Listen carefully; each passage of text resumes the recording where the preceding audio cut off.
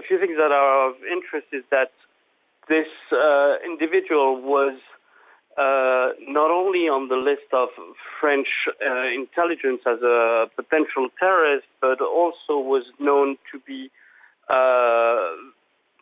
circling around the Muslim radical scene in Strasbourg. And we've seen that, Strasbourg is one of the main hubs of jihadists in France, unfortunately. One of the jihadists in the Bataclan was coming from nearby Strasbourg, and we had a cell taken down in Strasbourg also last year of Chechen extremists. So unfortunately, it's not a surprise that Strasbourg has been targeted by somebody from the local scene. And the security services have been extremely good at finding the people that could possibly perpetrate terror attacks, but because of a lack of means, they have to make a lot of choices. So from that list of 20,000 people they have, they can basically monitor about 100 to 200 maximum at one time. Yeah, does that mean then it wasn't a case of if but when for something like this? Yes, because when you have, in terms of what has been happening, we know of at least 36 individuals in the Strasbourg region that one way or another were interested in going to Syria. Most of them were able to go to Syria and Iraq to fight alongside Islamic State. Some of them are dead there, but if there's a fertile ground for jihadists and for extremists in a town like Strasbourg, that not only hosts that famous Christmas market, but also has the European Parliament, should not forget that. That should be a cause of concerns for also EU security services.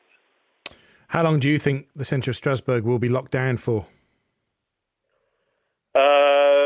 We could have a case, as we've seen in France in other instances, where it could be 24, 48, 72 hours until they find him. Because the main issue is finding out if somebody else knew of the plot, somebody else was involved in the plot, or the plot was just opportunistic because he was known to have been possibly arrested that morning, actually yesterday morning, by the security services on another criminal case that involved murder and hold-ups.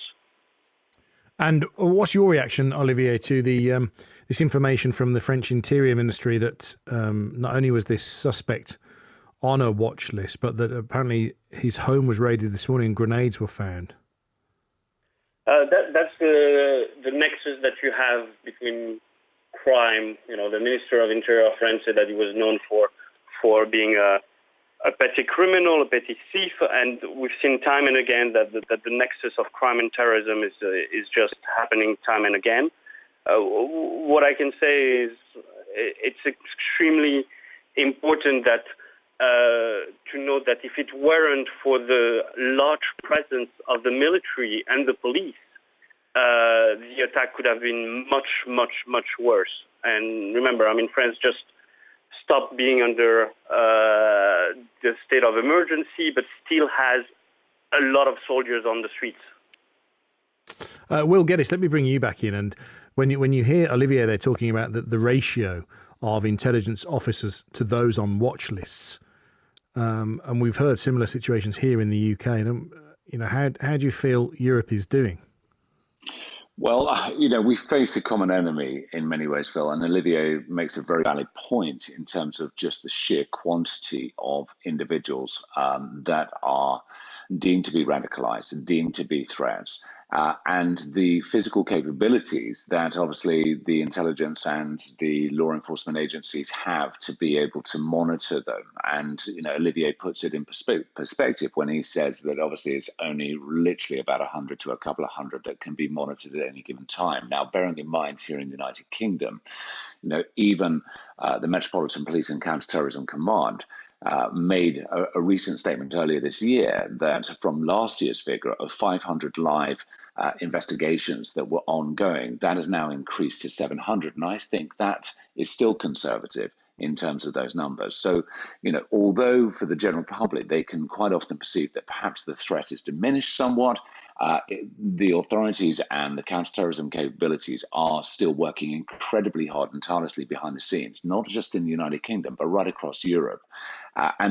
Again, working with our European partners, there's a lot of intelligence sharing in terms of certainly cross-border coordination, whether that be, as Olivier mentioned, within the nexus of terrorism, there is usually some degree of low-level criminality with a lot of these individuals, the vast majority of the perpetrators of successful terrorist attacks, and even those that have been unsuccessful, have had some history of low-level criminality, which has raised them and flagged them, obviously, to the law enforcement agencies.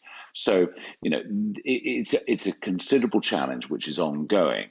And this is why, again, we can't necessarily drop our guard for the time being. And Olivier, again, to quote him, there was a couple of interesting points in terms of those returning jihadis that have returned from Syria and Iraq that have gone without detection or due to the capabilities and resources available to the intelligence agencies can't simply be monitored. Olivier? Yes, I mean, that's the overall picture is quite bleak. And I mean, we should not forget this is the third successful jihadist attack in France in 2018. And we feel that the public and some in the political realm have gone back to hitting the snooze button and thinking that terrorism is behind us. Gladly and good for us that our security services are on the lookout, but I still have to mention that their means are extremely limited compared to the threat that we have either in the UK, France, Germany, Belgium, you name it. I think that we've been extremely lucky in a way that those attacks have been carried out by just one individual with limited means, and that security services were extremely quick to if I can say, jump on him and stop the attack, whether in London or in France tonight. And that's one of the aspects that should not be forgotten is still the physical security and the physical presence of just the police and the army in the case of France is not only reassuring, but also, in this case, extremely helpful to prevent even more casualties. Gentlemen, thank you both very much for your expertise tonight. To Olivier Guitta, terrorism expert based in London, but in France, speaking to us at the moment, and Will Geddes, counter-terror expert.